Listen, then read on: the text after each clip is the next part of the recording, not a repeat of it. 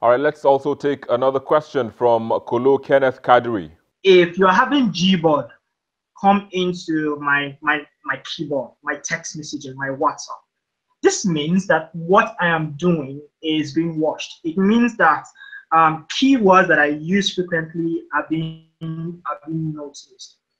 So what does my privacy play in to this regard? When I search, sometimes I find results aligning towards places I have been to, or sites I have visited before. So, in trying to give me better results, in trying to give me better experience using Google, privacy being compromised. Everything you do around your device is local. It's local to just you. Yeah, so if you type whatever it is you're typing on your keyboard, your responses are local to you. We don't sort of get your results. We don't. I mean, it comes to you if you take the device now and you try it out. You understand what I mean. It's quite easy. I mean, so your results and everything that you do are localized for you at the moment. Are localized for you. Yeah, are localized on your device. So whatever it is, a person needs to get your device to be able to access what you're doing on Gboard. It's quite different. I mean, the experience is quite different from, and I understand what you mean by sometimes you do a search and you find the results. They're called caches, and caches are also they're stored on your computer to help ensure that your experience of the internet is relevant to you. There's no point you going online and you keep seeing content that is around alcohol if you don't drink alcohol. Yeah, or you're not interested in Gucci's, you keep getting content that are around Gucci. So caches, the concept of having caches is to make the web useful to you and more relevant to you. It's not about, so again, it's not about privacy because everything is localized on your device. You can choose to wipe it.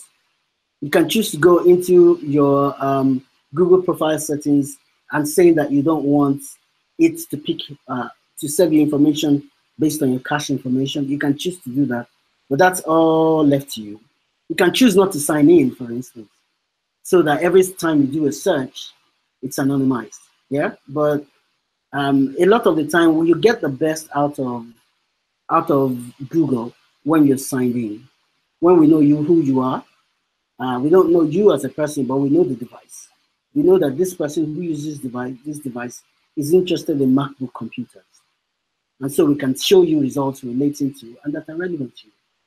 And that's, but Gboard is entirely different. It's entirely stored on your device.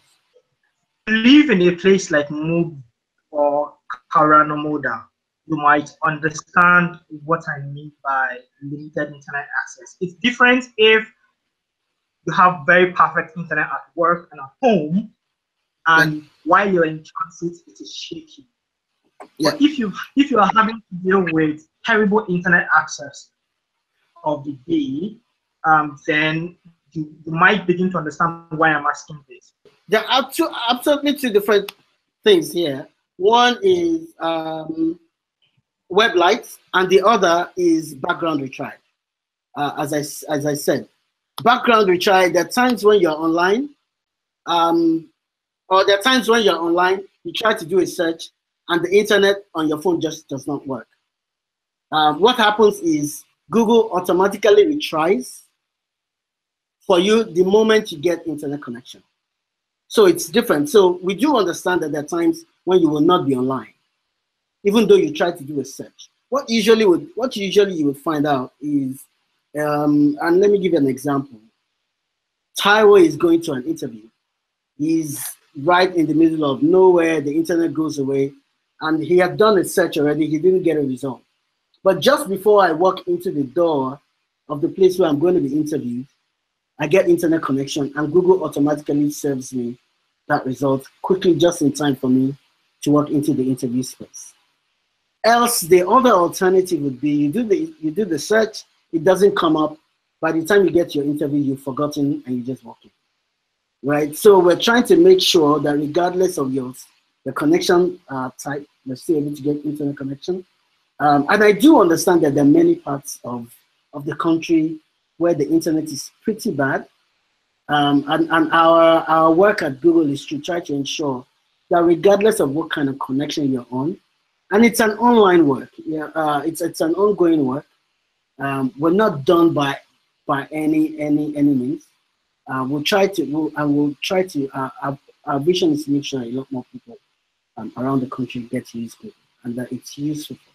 All right, guys, just hold your thoughts for a second. We'll take a quick break. I'll be back shortly to continue to get these perspectives from Taiwo from Google. Stay with us.